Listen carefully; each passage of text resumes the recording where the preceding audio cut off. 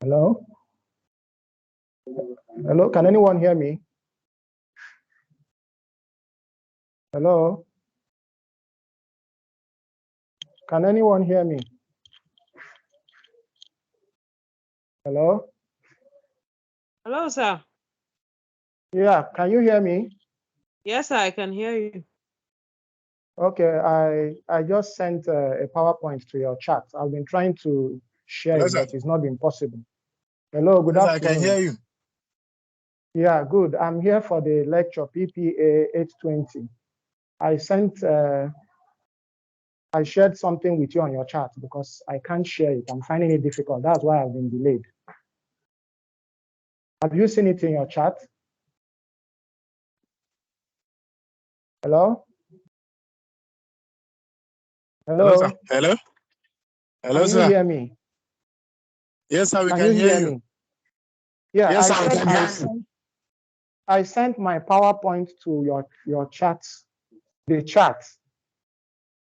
Have you seen it? Okay. Let's I've see, been sir. trying to share. I've been trying to share it. Yes, but I have seen it, but we'll have to try please, and download it. I've seen it, sir. I will go on with the lectures while you listen. Is that okay? Because I can't share it. It's difficult. That's why I've been delayed. No problem, sir. Yeah, so please, you follow it from your own end. I hope you're all with me. Hello? Yes, sir. We're trying to access the PowerPoint We're in the trying to chat. access the PowerPoint, sir. Okay, please try and do so that I can start the lectures. Okay, sir. The class is being recorded, so you should be aware, right?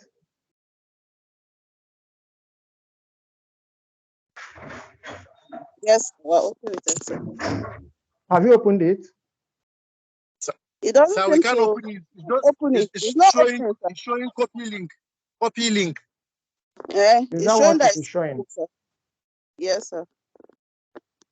Okay, well, maybe for today, not to be a waste, maybe I'll just go on. We discuss. Subsequently, I'll try and upload it so that you all have what I have sent out to you. Okay. Is that okay? Yes, sir. Yes, sir, but because we cannot access it one now, sir. You said? Because we cannot access it, sir. Yes, that's what I'm saying. I will have started this interaction long time ago, but okay, I've been finding it difficult to share the PowerPoint I'll use for this lecture. So that is the delay. So I now try to send the PowerPoint to the chat to see whether it will work out so that while you are viewing it, I can go ahead and talk. That would be better, but sir. Since I've sent it to your chat, but some of you are complaining that you cannot download it or you can't open it. That's it, sir. That's it, sir. So what I'm saying is that I'll go ahead with the lecture. We'll just discuss. Subsequently, the PowerPoint will be made available to you. Okay, sir. Okay, sir. Yeah. The only problem we'll have, now is that there are some pictures that are supposed to be on that PowerPoint that would have helped you to understand what we're talking about. But be it as it may, we'll still go ahead. Okay, sir. Yeah, I am Dr. Ihe Agwam Chijioke. I'm giving this lecture from University of Nigeria in Nsukka. So it's a pleasure having you people on board. Thank you, sir. Yeah, Thank you, sir. I believe you know Professor Natala. Yes, sir. Good. He's supposed to be the one that will have taken this lecture, but some things came up. So I had to come in. I was supposed to come in subsequently. So in order for today not to be a waste for people that are ready for the lecture, I decided to come up and give you this lecture, right? Okay, sir. Yeah. So I'm starting with the lectures now. By way of introduction, I hope you know. Please, from time to time, I will call on you to know whether you are hearing me, so that I don't keep talking and talking and you are not hearing me. I hope you are hearing me now. Yes, sir. We are hearing you. Okay. Please, in case you're not hearing, just let me know, right? So by way of introduction, I believe you know that this is veterinary clinical entomology. It is not a theoretical course. It is a practical-oriented course. But before you go into the practical aspects, we need to discuss some things so that it will be clearer to you and you understand what we're doing better. I hope you're all there. Yes, sir. Yeah. So the course is designed in such a way. This aspect of clinical, this aspect of, hello? Hello? Hello, sir. We can hear you. We can hear you. Okay, so I'll go ahead. So this aspect of veterinary clinical entomology is designed, as you know, entomology has to do with either insects or arachnids, right? But my own area has to do with the ticks and the mites. So that is the area I am going to concentrate on today, particularly on ticks. Even though we are not going to conclude it, we'll just do a bit of what we can do today and subsequently we can continue. I hope that is okay with all of you. Yes, sir. Fine. Yes, sir. Fine. All right. So just as I was saying, this course is more or less a practical oriented course where students are expected to be exposed to different procedures and techniques and some morphological structures of the different arthropods we're going to discuss about. Why are you supposed to be exposed to this? So that you will be able to make proper diagnosis. There are moments when, without knowing the morphological structures of the arthropods you are looking at, wrong diagnosis might come up. So you will agree with me because most of the things we're going to be talking about are things you have done earlier on in life, maybe while you were doing your undergraduate days. But we need to revisit them to bring your knowledge to the level we need it so that we can now go ahead with the practical aspect. So some experienced clinicians can make diagnosis without even going to the lab, maybe out of experience from the clinical condition, and then based on history or clinical signs they see, they can make a diagnosis of a case presented before them. But the truth is that no matter how experienced you are and you try to make diagnosis based on history and the clinical signs you see, your diagnosis cannot be firm. You cannot say with all authority that this is it. This thing I'm diagnosing it is what it is, until you subject whatever you are doing to some basic laboratory parasitological procedures. That is when you will confirm and get a definitive or confirmatory diagnosis. I hope you're all there with me.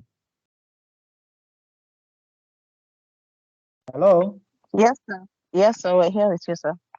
All right, all right.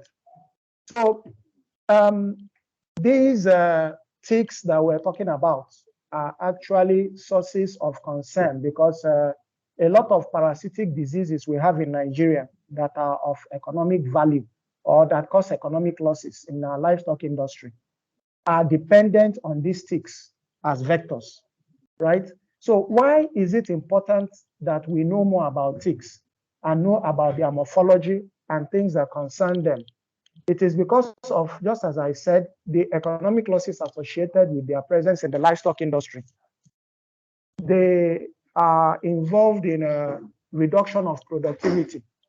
I hope you know that when there are infestations of, let's say, the ticks we're talking about, if they are there in large number, there is reduced productivity. If it is in animals that are for milk production, there will be reduced milk production. If it is those that are laying eggs, there will be drop in productivity. If it is those that need to feed on grass to get nourishment, to convert it to flesh, so that you can sell them as beef animals or as broilers, you find out that when there are parasitic diseases, there is a drop in productivity. Also, when there is parasitic disease, you also want to go about treating these animals. The cost of treatment is also another avenue of economic loss. If animals could exist without spending money on treatment, I think it will be a gain, but it's not possible. As human beings, we always have to have one form of illness or the other, likewise in our animals. So the cost of treatment is another source of economic loss. And another great source of economic loss is when parasitic diseases affect our domestic animals, and at the end of the day, they die. That is huge loss. And these are the things we do not want. This is why we want to study veterinary clinical entomology, so that we will know when particular parasites affect our animals, we know the type of parasite, we know the type of disease they transmit, and then we make proper arrangement to control it so that it doesn't occur again, or if it has started occurring, how we will prevent the occurrence of what is on board. So another important thing about parasitic diseases is that most of them are life-threatening zoonoses. I hope you know what zoonosis is. You should know that. Diseases that can be transmitted from animal to man and vice versa. I hope you are there with me. Yes, sir. Yes, sir. We are here with Fine. you, sir.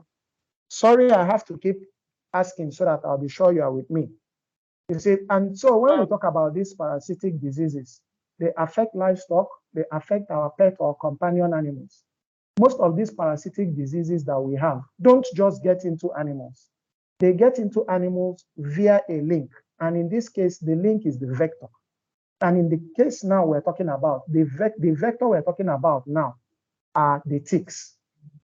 So we will want to know some general characteristics of ticks so that subsequently we can dwell on what we know about the general characteristics of ticks, and then we move ahead. As you all know, when we talk about ticks, we have the soft ticks and we have the hard ticks. So when we refer to ticks, ticks are actually acarines. They are acarines, just like when we start coming down from the phylum Arthropoda, we have the class Insecta, and then we have the class Arachnida. When you come further down from the class Arachnida, we have the order Acarina. Under Acarina, we have the ticks and we have the mites. So ticks are actually large acarines. When you compare them with the mites are actually microscopic. You don't see them with your naked eyes. We can see ticks, and as they keep sucking blood, we even get to see them more and more. So they are large acarines. And then when we talk about ticks, can we distinguish between the males and the females? Yes, we can. When they get to their adult stages, or even when they are young, at their larval and nymphal stages, we can actually distinguish that this is a male tick and this is a female tick. And that is because of the presence of what we call the scutum. I want to believe that all of you know what the scutum is. Can you hear me? Yes, sir. We know. Yes, sir. Fine, fine. So sorry about what we're saying. It's like taking you back, but that is how the college program has designed it. We have to start from what you know to what you might not know or to what you already know. So just bear with how we're going. I don't think you already know this and they are teaching it all over again. It is how the course was designed. So talking about sexual dimorphism, can we distinguish the male from the female? Yes, from their scutum. The scutum in the female just covers a little portion behind the capitulum, which is the head, whereas in the male, it covers virtually the whole dorsal area. That is the difference between the male and the female. And then the ticks are actually divided into two parts. It's a pity that the PowerPoint is not up. It will have made it easier for us to explain. Ticks are usually seen as having two parts, the capitulum and the idiosoma. The idiosoma is the bulk of the body, where we have the legs and where we have what is supposed to be like the abdomen. But in this case, remember, they are arachnids, and arachnids are said to have two body segments. The portion where the legs are and the portion where the supposed abdomen should be are fused together to form what we call the idiosoma. So we usually say that acarines are divided into two body parts, which are the capitulum and as well as the idiosoma. The capitulum consists of three basic parts, and on those three basic parts, the three basic parts are carried on what we refer to as the basis capituli. The basis capituli. The three main parts on the basis capituli are the hypostome, the chelicera, and the pedipalps. The hypostome, the chelicera, and the pedipalps. What are the hypostome, the chelicera, and the pedipalps? What are they for? Any problem? I hope we're moving. Yes, sir. We're hearing you. Okay. Please, if you have any question at any point, just call my attention. But meanwhile, let's go ahead. So the hypostome actually have what we call recurved teeth. Recurved teeth. While the chelicera has cutting edges. I'm still apologizing. I wish the PowerPoint was up. It will have made it a lot easier for you to understand what I'm talking about. So the chelicera does the cutting. When the tick approaches a host, the chelicera does the cutting of the host skin, the tissue of the skin. When it cuts it, directly behind it on the ventral aspect is the hypostome with recurved teeth. And it follows as the tick pushes ahead, cutting through. That chelicera has the function of cutting through the skin. That is what it functions as. Whereas the hypostome that has recurved teeth actually serves to maintain position of the tick. And that is why once a tick attaches, it is difficult to pull it out because of the recurved teeth that helps it to anchor onto the location where it has gotten itself fixed to. And then once it does that, it secretes a cement-like substance through a groove in the hypostome into the host tissue. That helps to cement the mouth part of the tick on the host. And that is why at times when you try to detick an animal, you either detick it with the mouth part coming out with part of the flesh of the host, or in most cases, if you pull it away, you find out that the head still remains and you have squashed the body. It is because of the hypostome that is firmly attached to the host tissue. The last one, which is the pedipalp, actually is a sensory organ.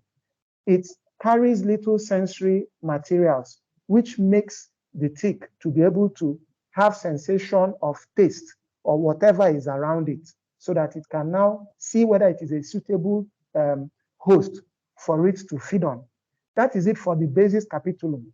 The capitulum, which is the major part that constitutes what we see as the head. Then initially I was talking about the scutum, which is on the dorsal part. It is a hard shield-like materials on the dorsal surface of the ticks. And it could be beautifully colored, like I believe you know about Amblyomma variegatum, is one of the ticks we'll talk about later. Amblyomma variegatum is beautifully colored. At times I tell the undergraduate students when I teach them that when you say Amblyomma variegatum with the beautifully colored scutum, you wouldn't mind taking it as a pet. But forget the beautiful color, it's a dangerous tick. It is a dangerous arthropod that you should avoid. So the beautiful color on the scutum makes us refer to Amblyomma as a hard tick with an ornate scutum. Ornate, when we talk about ornamental, we're talking about beautifully colored. So we refer to their scutum as being ornate. Whereas some other hard ticks that also have the scutum, have their scutum not beautifully colored, we refer to those ones as being inornate. So we have ornate versus inornate. The beautifully colored ones are the ornate ones, and the ones that do not have colors or beautifully designed are referred to as the inornate ones. And the scutum is found basically on hard ticks. You don't find the scutum on soft ticks. The soft ticks don't have scutum.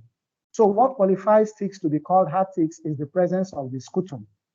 And then again, talking about the ticks again, they vary in size. Both male and female are not of the same size. The females are usually larger than the males. And I want to believe that by nature, they need to be so because young ones grow in them as eggs. So they cannot be the same size with the males. They are usually larger than the males. There are pictures here that would have helped you to understand what I'm talking about, but well, we still have to go on with what we are talking about. Excuse me, sir. Yes, go ahead. Sir, is there any way we can be seeing you as you are delivering the lecture? Okay, you want to see my face? Let me see if that will work out. Please, it's going to be interesting. Okay, it's all right.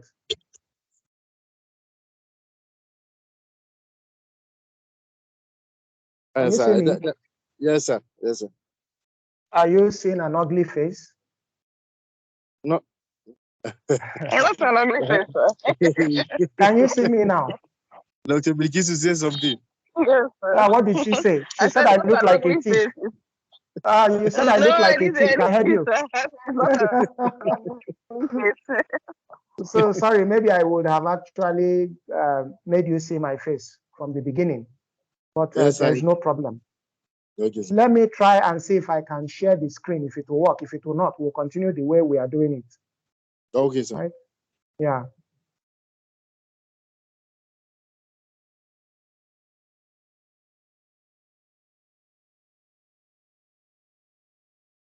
Well, it's a pity.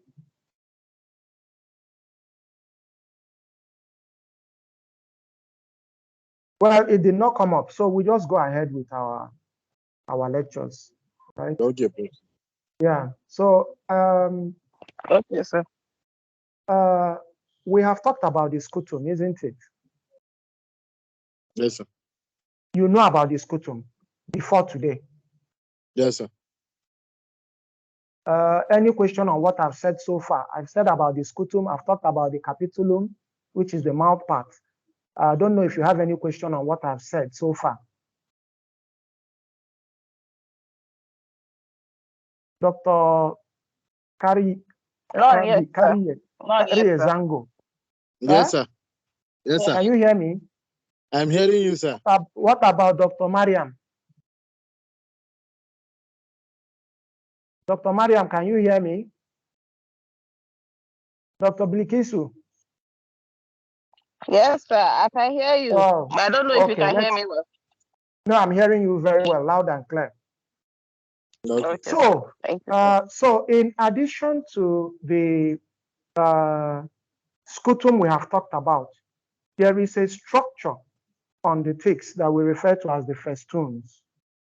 They are at the posterior end of the ticks, and they are in form of notches as infolding of the skin. Some of we people that carry this knapsack that students usually carry, you'll find out that there is an extra zip. When you open the zip, it is not actually a compartment, but it is an infolding of the bag so that if you want your bag to be bigger, I don't know if you know what I'm talking about. A zip on your knapsack bags. It's not a compartment, but when you open it, it enables your bag to grow bigger. Maybe if you have more things to put in the bag. That is what the festoon functions as. They appear as foldings of the skin at the posterior end of the skin. What actually happens is when the tick is sucking blood, as more and more blood go into the body of the tick, if it needs to expand, the festoons fold out. Can you imagine what I'm saying? Sir. The festoons are infoldings. They are in form of rows of notches at the posterior end. So when just like blood, a pouch, sir, just like a bag. Yes, like several bags. Thank you very much. Like several bags. So as the blood being taken in gets more and more, the festoons flatten out to accommodate the engorgement. That is what they actually do. And you don't find festoons in all species of ticks. They don't find them in all. So subsequently, when we'll be talking about the different morphologies of the different types of ticks, we will mention the ones that have the festoons, and we'll also mention the ones that do not have the festoons. I hope that is okay. Yes, Prof. Fine. Now, when we talk about the ventral part, I'm leaving the dorsal part now. We're looking at the ventral part now. When you go to the ventral part, that is where you have their reproductive opening, and we refer to it as a gonopore. A gonopore, or we refer to it as a genital aperture. It is from this genital aperture or from the gonopore that we have fertilization taking place, and it is also from that opening that eggs are laid when it is time for ticks to lay eggs. It is on the anterior part of the idiosoma. The idiosoma, as I said earlier on, is the part of the body that harbors the legs as well as the supposed abdomen. That whole structure, that is not the capitulum, that is not the head. On the anterior portion of the idiosoma is where you find this gonopore I'm talking about, through which eggs are laid, right? Again, I'll try my best to make sure that the PowerPoint presentation gets to you so that you will be able to see the structures as it appears on the PowerPoint, right? And then posterior to the genital opening is the anus. Remember, every living thing has to remove waste. So posterior to the gonopore, which is the genital opening or the genital aperture, is the anus, through which waste is removed. Then I want to believe you know about the spiracle. The spiracle is the medium through which oxygen gets into the body of the ticks. The spiracles are located in some species. The spiracle is located ventrolaterally on the ventral side, but again to the lateral side of the ventral portion. Ventrolateral. And ventrolateral where? Ventrolateral between the third and the fourth pair of legs. That is where the spiracles are. In some species, you don't find it between the third and fourth pair of legs. Rather, you find them between you find them after the fourth pair of legs. So maybe as we go on, for species that have the spiracle between the third and fourth pair of legs, we will state it. For those that have it after the fourth pair of legs, we'll also mention it. But what I just want you to know is that it is ventrolaterally situated, and the spiracle is for respiration. It is an opening through which air goes into the body so that ventilation of the system, oxygen can get into the system for the animal to be able to survive.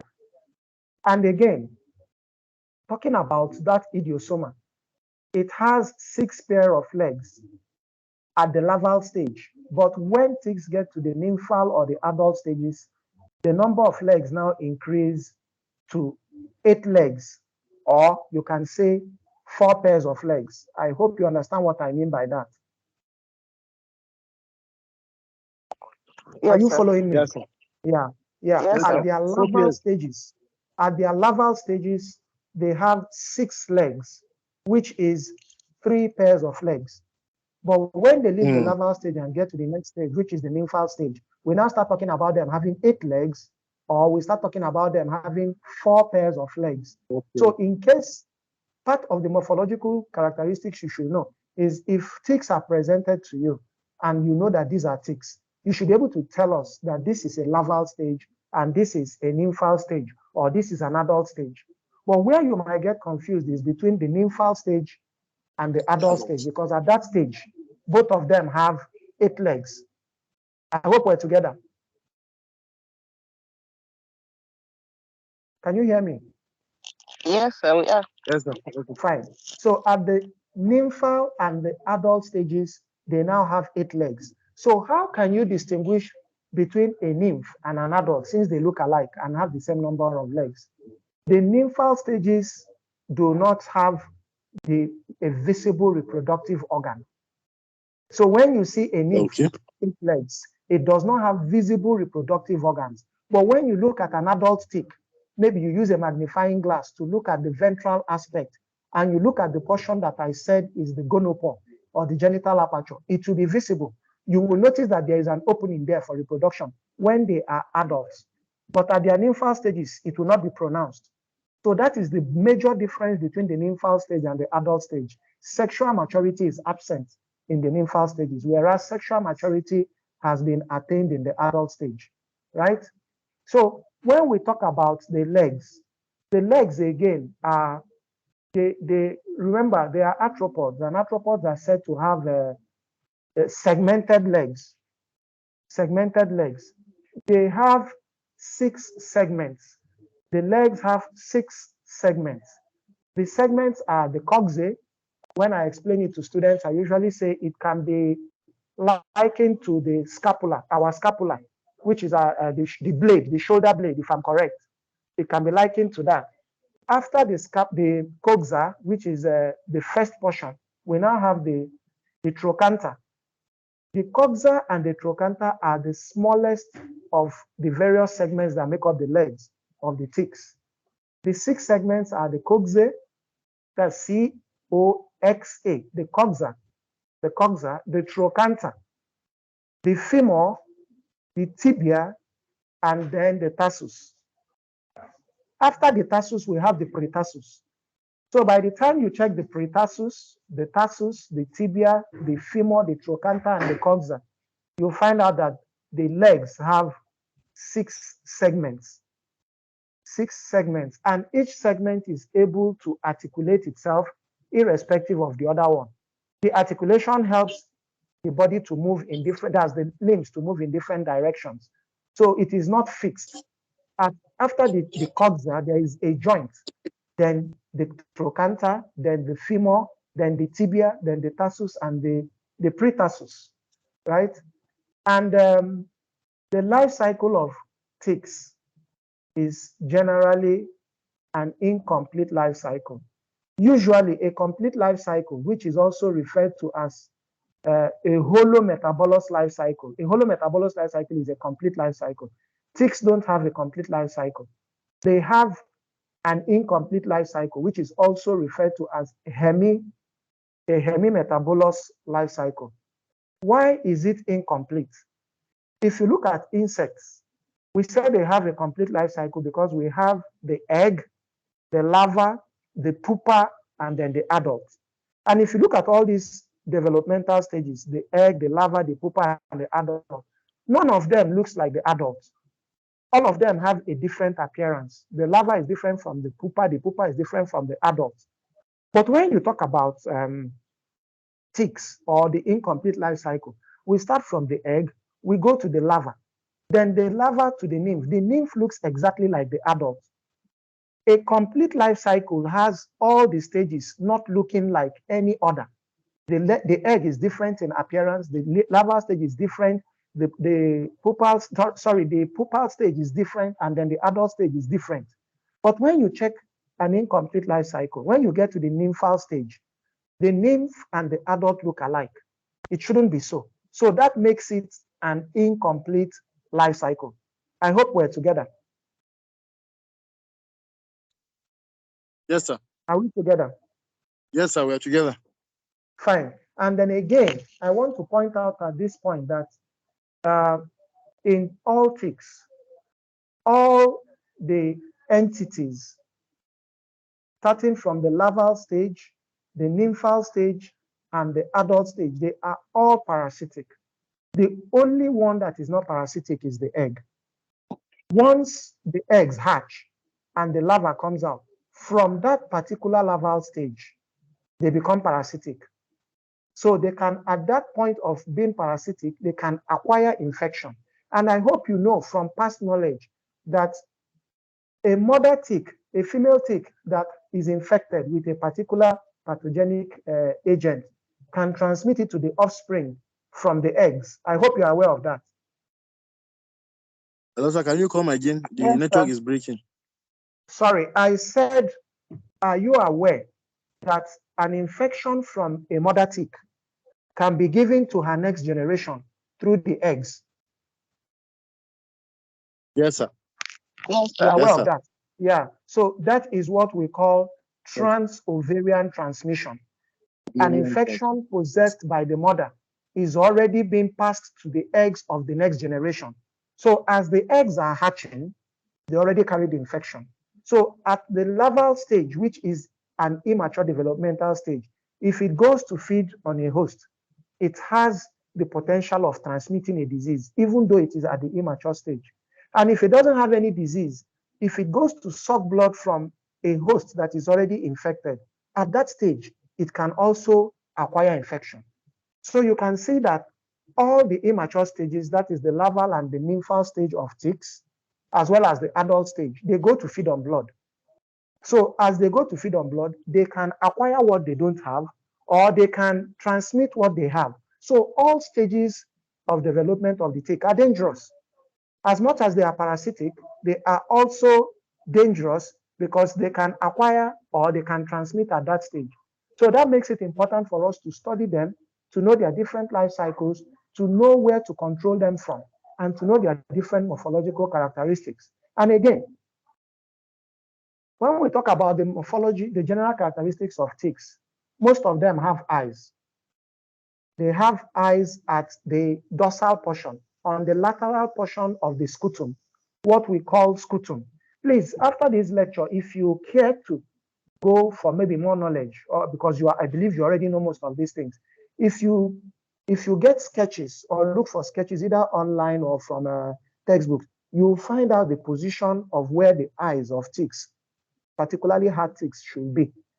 It is on the lateral portion of the scutum. And if the eyes are not used for seeing, then what replaces it is what we call light sensitive spots.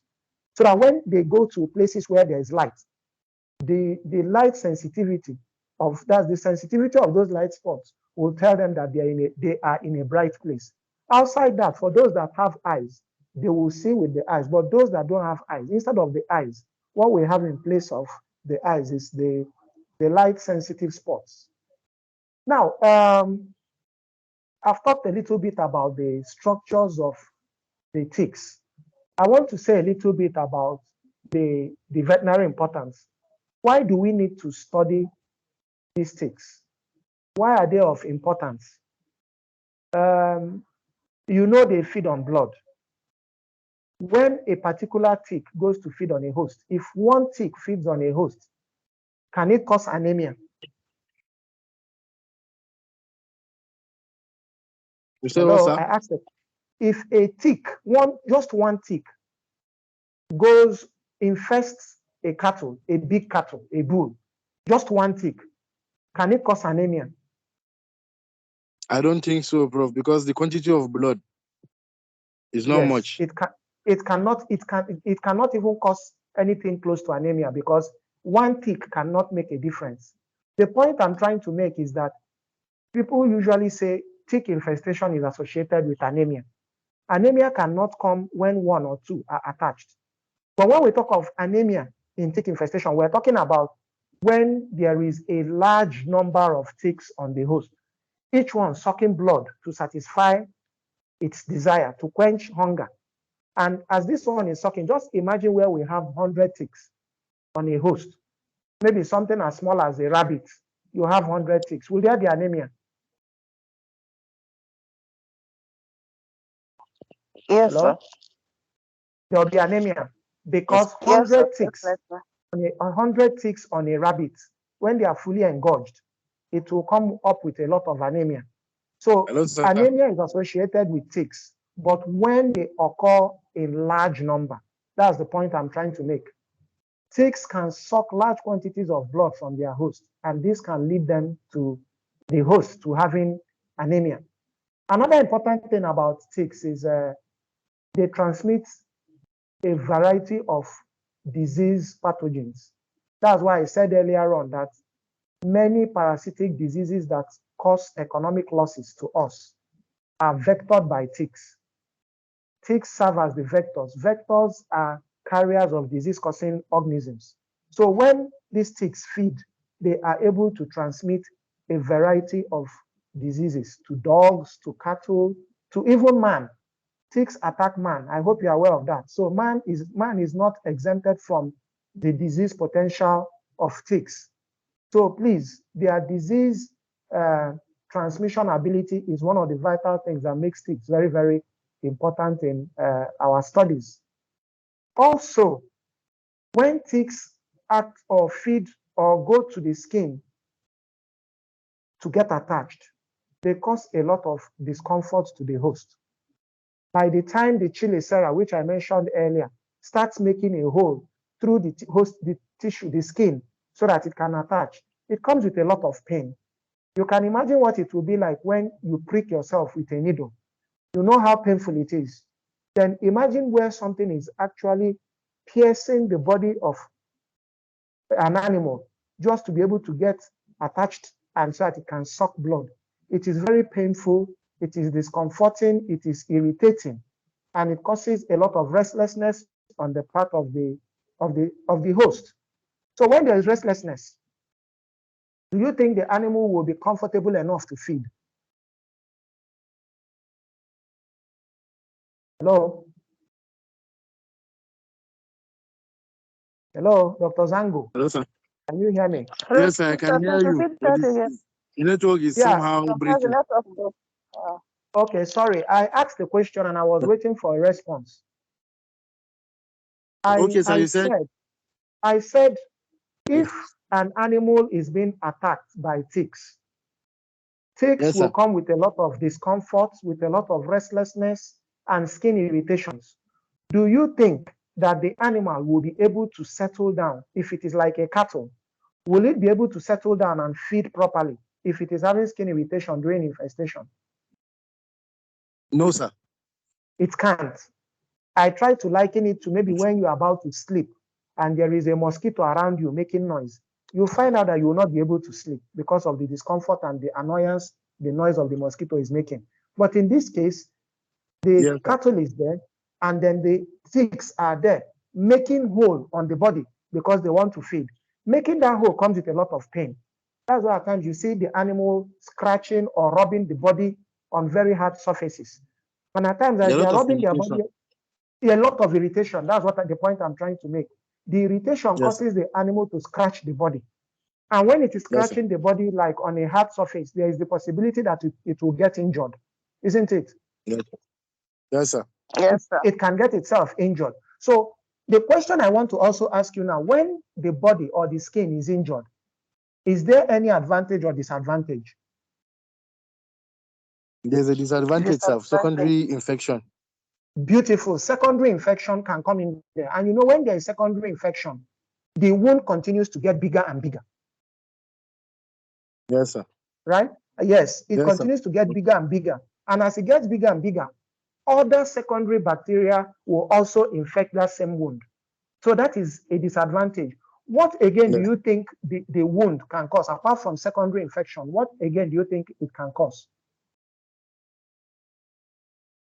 So maybe the place will become gangrenous.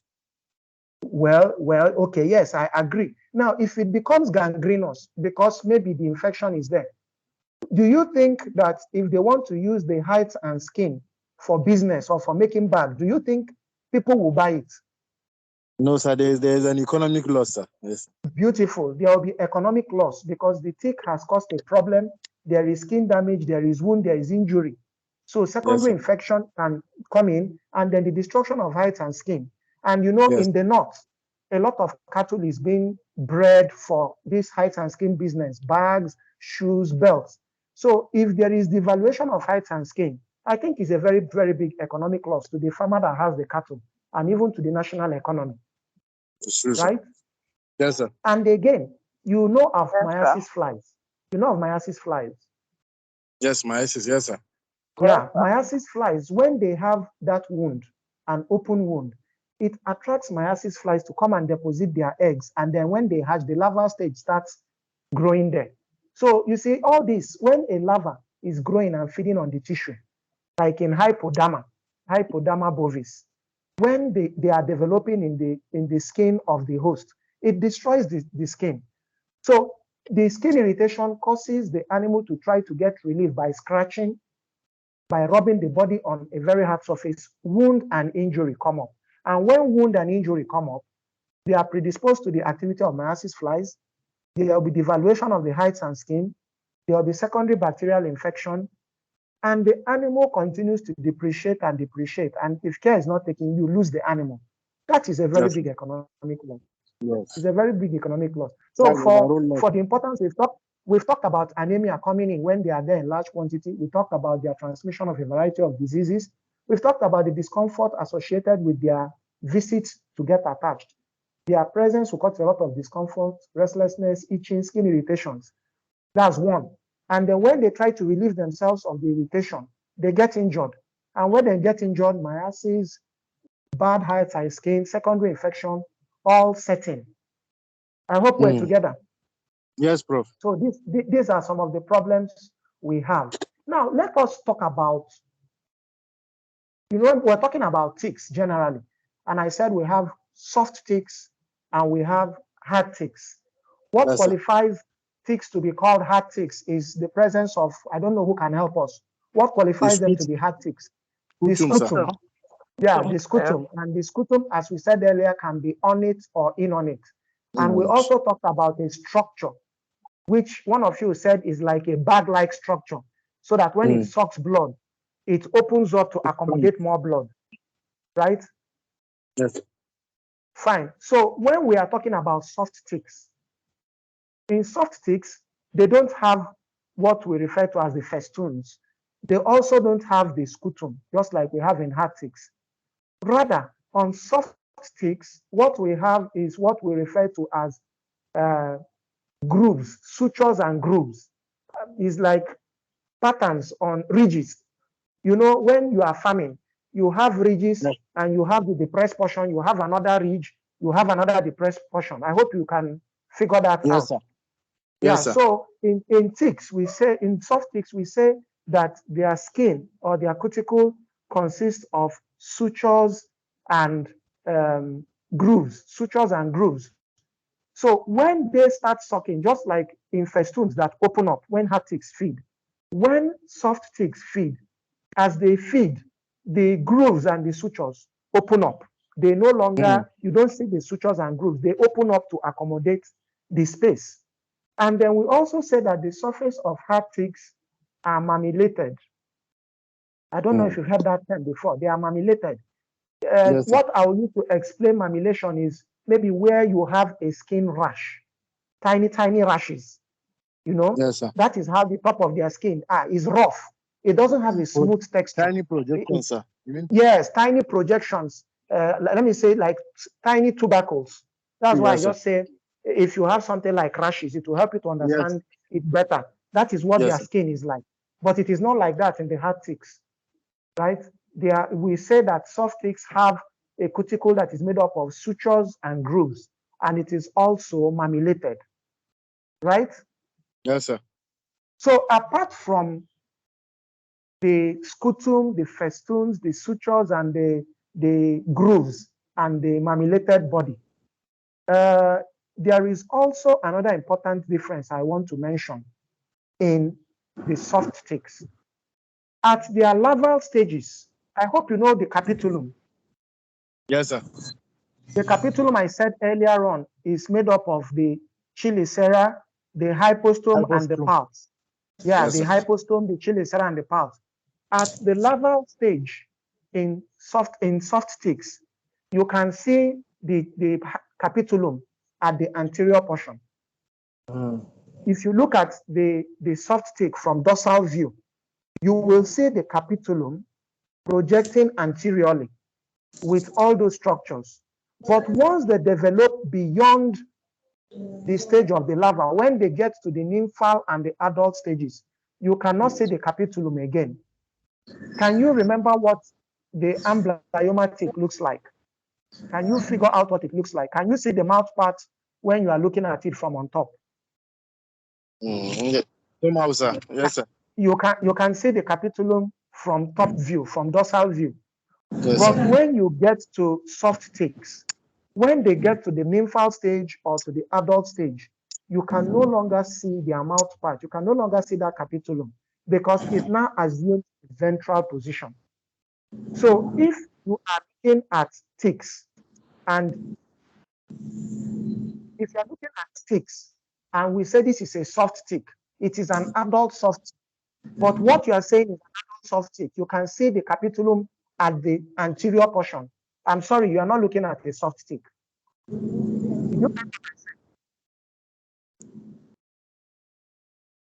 Did you get me, please? Hello? Hello, sir. I said, did you get what I just said? Yes, sir. I You are said, if differentiating the hard and soft ticks from the yes, dorsal point of view. beautiful, from their capitulum, their mouth parts. If Yes. you go to the nymphal and the adult stages of the soft tick, you can no longer see the capitulum from dorsal view because it has now assumed a ventral position. But when you look at a hard tick from the larval stage, the nymphal stage to the adult, you can see the capitulum from dorsal view, projecting anteriorly. The difference will be is the mouth part elongated or is it small? That is what we'll be discussing when we come for the next lecture on ticks. But for today, we're just trying to talk about types of ticks. Right?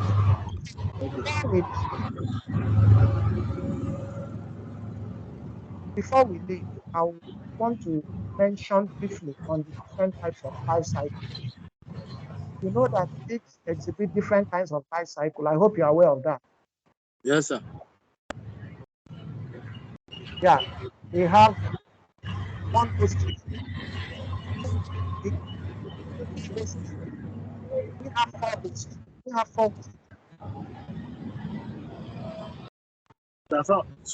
Someone is Sorry, we interrupting. can't I hear you. don't know. Someone's Someone this is is interrupting. interrupted. We can't hear you.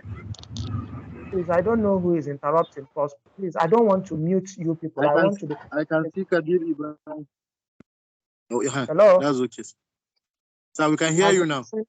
Fine, fine. I hope you heard what I said till this point. I said I want to talk briefly on the different types of life cycles. One host, two host, three host. You know that. Yes, sir. So Yes, I sir. was asking, do we have four host tick? We don't know of recent researches, but I only know of three hosts. We know. Beautiful. Yeah, we know of one host, two host, and three hosts. But instead of four host tick, what we rather have is multi-host tick. Multi-host tick. Multi-host. And that is the ones that have more than the number of hosts we're talking about. Multi-host tick. And that is the category where the soft ticks are. I want to believe that you know that in hard ticks, once the female lays her eggs, large batch of eggs, she dies. You are aware of that? Okay. Yeah, they don't, unlike soft ticks, a soft tick will lay this batch of eggs, get fertilized again, lay another batch, gets another batch, lays it. It lays several batches of eggs in a life cycle. And you know that ticks need blood to be able to develop their eggs. So if a soft tick needs to go on a host several times to develop the eggs, it will lay this egg, come back again on another host, gets blood to develop another set of eggs, lay them, comes back on another host. It is classified as a multi-host tick because it does not have a specified number of hosts. So it is a multi-host tick. Soft ticks are multi-host ticks. And it is important to let you know that soft ticks are not host specific. I hope you know what I mean by host specificity. Yes, sir. Yeah, if a soft tick is available and is supposed to feed on birds like agar specicles, that is fowl tick, if it doesn't see a fowl and a rat is there or a human being is there, it will climb on the human being and feed on them. So soft ticks are not very host specific. They feed on any host that comes around them. But hard ticks are much more host specific. You cannot say Amblyoma variegatum feeding on a dog. No. If you see Amblyoma variegatum feeding on dog, then know that there should be an investigation to know that Amblyoma variegatum does not only feed on ruminants or cattle. It now uses even dogs as hosts, but it's not normal. The point I'm trying to make is hard ticks are specific in their life cycle, but soft ticks have a large variety of hosts. That is why we refer to them as having a multi-host type of life cycle. I hope that is clear. They use several hosts. Yeah. So I want to talk briefly on the different types of life cycle. The one host, the two host, the three host. I know you might be aware of it, but I'll mention it. I'll explain it so that if there's any other question, you can ask me based on that. Now, in a one host type of life cycle, the tick uses only one animal to complete the life cycle. You know, usually when the eggs hatch and larval stages come up, the larval stages seek out a host, climb and come down, or climb and remain there. In the one host life cycle, the tick at larval stage climbs onto a host. It sucks blood, remains on the host, and molts to the nymphal stage. Sorry. When the eggs hatch on the ground, they look for a host at larval stage, mount the host as larvae, feed on the host. They don't drop, they remain on the host and molt to the nymphal stage. The nymphal stage on its own still feeds on that same host and then molts to an adult. The adult now feeds on that same host, mates on the host, and then drops down to drop the eggs that will give rise to another generation. So the point I'm making is all the feeding of the larva, the nymph, and the adult took place on one host. I hope you are hearing me. Yes, That sir. makes Yes, sir. that makes a one host tick. And a typical example in veterinary medicine is the Boophilus. They are one host ticks. But by now you would have known that we don't usually call Boophilus as Boophilus again. It is now seen as a subgenus under Rhipicephalus.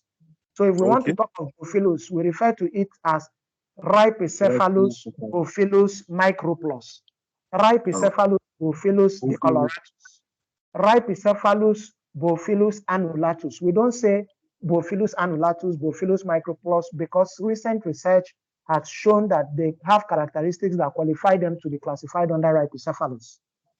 I hope that is clear. Subgenus now under Rhipicephalus. Yeah, is a Boophilus is now a subgenus under Rhipicephalus because of the characteristics that have been discovered between Rhipicephalus and Boophilus. So it is now under Rhipicephalus as a major genus. Right? Yes, sir. So that is for one host tick. Now for two host tick, after the eggs hatch, the larva or the larvae climb onto a suitable host. On the suitable host, the larvae feed. And when they feed, they molt to the nymphal stage. The nymphal stage also feeds on that same host that the larval stage fed on. After it has fed to a satisfaction, the nymphal stage now drops and molts to the adult stage. The adult stage is now what will now get onto another subsequent host, a different host from the one that was used by the larval stage and the nymphal stage. It mounts a second host. That makes it two hosts that have been used. The larva and the nymphal stage used one host and dropped, molted to adult, and then the adult now climbs onto another host that it will suck blood from to help it develop the eggs and where they will now mate. I hope that is clear. Yes, sir, it is. Yeah. So that is for two host tick. And I want to mention at this point that soft ticks do not mate on the host. Soft ticks don't mate on the host. After mating on the ground, the female now mounts a host to suck blood that will help it to develop the eggs it is carrying. But in hard ticks, before you talk about mating, they will already be on the host. So mating takes place on the host as feeding is going on. I hope you can see the difference. Soft ticks do not mate on the host. They mate off the host. After mating, they can now climb the host to suck blood. But hard ticks mate on the host. So when adult hard ticks climb the host, they are climbing so that as they are feeding on the blood, at the same time mating is taking place. As a matter of fact, there's what we call the gonotrophic cycle. Gonotrophic cycle. It is a cycle that has to do with when blood is taken in, it activates egg development. And once there's egg development, the next thing is the eggs mature. And after the eggs mature, the next thing is oviposition, that is laying the eggs. So things like hard ticks need to take in blood. It is the blood that activates the gonotrophic cycle. When they take in blood, it makes their system start working so that eggs can now develop, eggs can now mature, eggs can now reach the stage to be deposited, to be oviposited. So hard ticks need blood before they can mate, unlike soft ticks that finish mating, then go to suck blood. So let me go ahead with the three host tick. I hope the one host tick and the two host tick are clear. Yes, sir, we're clear with it. With the one host and the two hosts. So let me go to the three host tick. In the three host tick, all the parasitic entities, the larva, the nymph, the adult, they use different hosts. So once the egg hatches and the larval stages come up, the larvae climb onto one host. After feeding, they drop. When they drop, they molt to the nymph. The nymph looks for another host, climbs onto a different host, sucks blood to satisfaction, and then it drops. That is the second host. When it drops, the nymph molts to an adult. When it molts to the adult stage, it also looks, the adult now looks for a suitable host, mounts on a different host that is different from the one mounted by the larval stage and the nymphal stage. It mounts on a totally different host, and it sucks its own blood and also does the mating, and also while sucking blood, it also feeds. So they all, the parasitic entities, the larva, the nymph, the adult, use 3 different hosts, and that is what makes it a 3-host tick.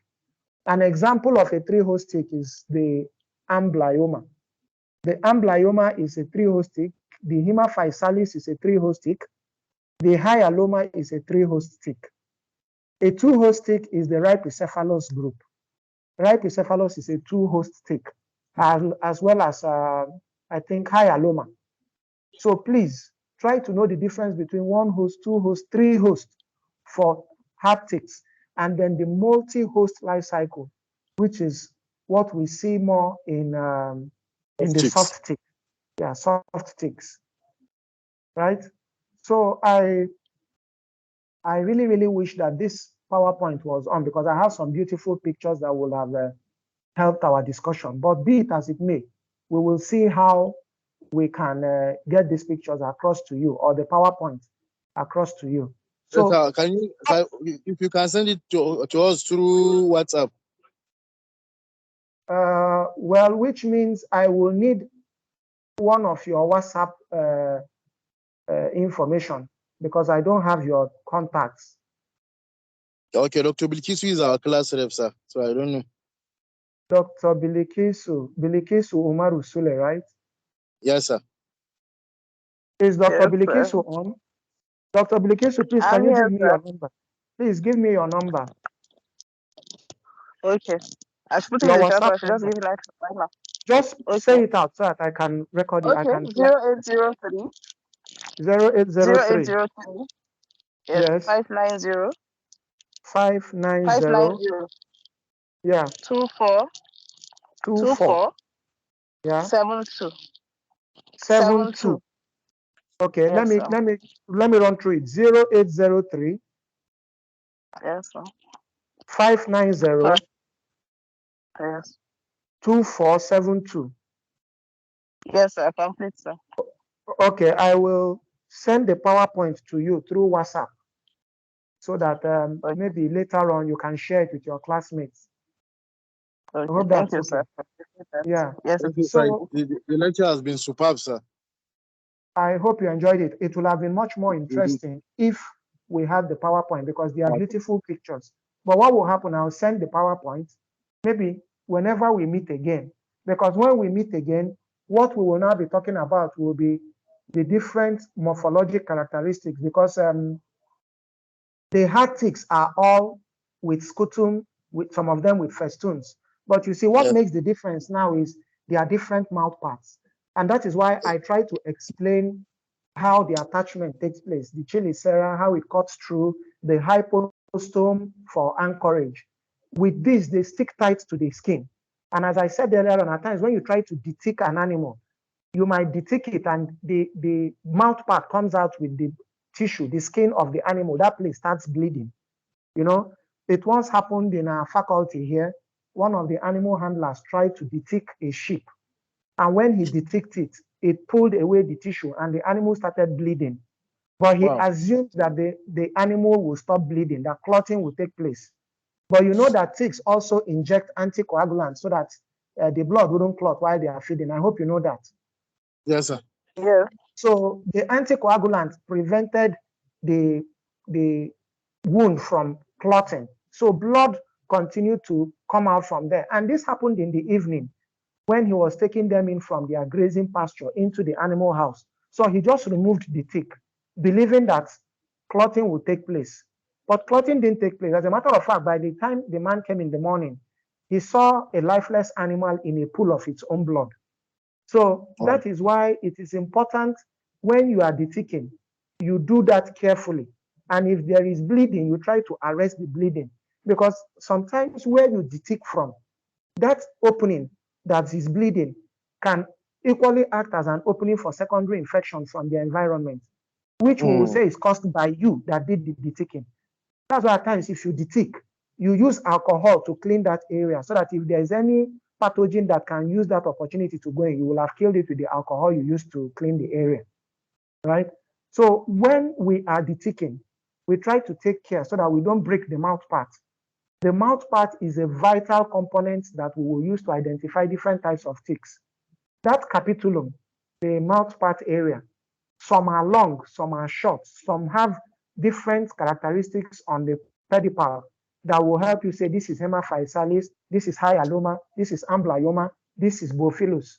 So we are going to subsequently, whenever it is my opportunity to handle you again, we will pick it up from there. I hope that is okay. It's okay, sir. Yeah, It's so okay, I try to use today basically for introduction of the main things. So when we finish with ticks, maybe whenever we meet again, I probably, since I'm standing in for Professor Natala, I don't know. Subsequently, if he decides to take up his own portion, when he finishes, I'll come back and meet you people again, right? Okay, sir. Thank you, Yes, sir. Yeah, but meanwhile, I promise before the day passes by, I will send your PowerPoint to Dr. Bilikisu. Okay, sir. Right? How many are you in the class, Dr. Bilikisu? How Thank many you, are sir. you? How many are you in this class? So I'm only aware of we that were from ABU. I know we are Okay, three. from I don't know about okay, you. that is Yes, I don't know about okay. ABU You Center. don't know Yes, about ABU Center. I know we are three. I don't know about the okay. rest, sir. Except if I Okay, find it's out. all right. It's all right. Okay, sir. For as far as I am concerned, the lecture schedule has not been hidden from anybody. For you people to attend this lecture means you were following the lecture schedule.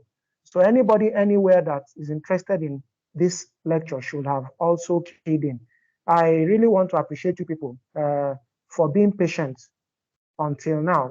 I had a lot of delays trying to share this the PowerPoint, but even though it didn't work, you still stood by and heard the lecture out, right? So if there's any question or any problem, you can channel it through Dr. Bilikisu, and I'll get it and I'll respond to your questions or whatever problems.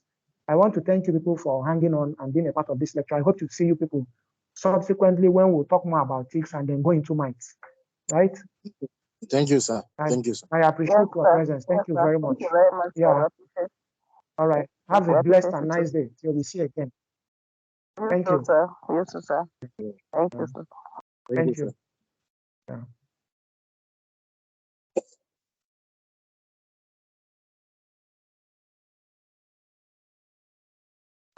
Dr. Vango, well done, for giving me class rep now again.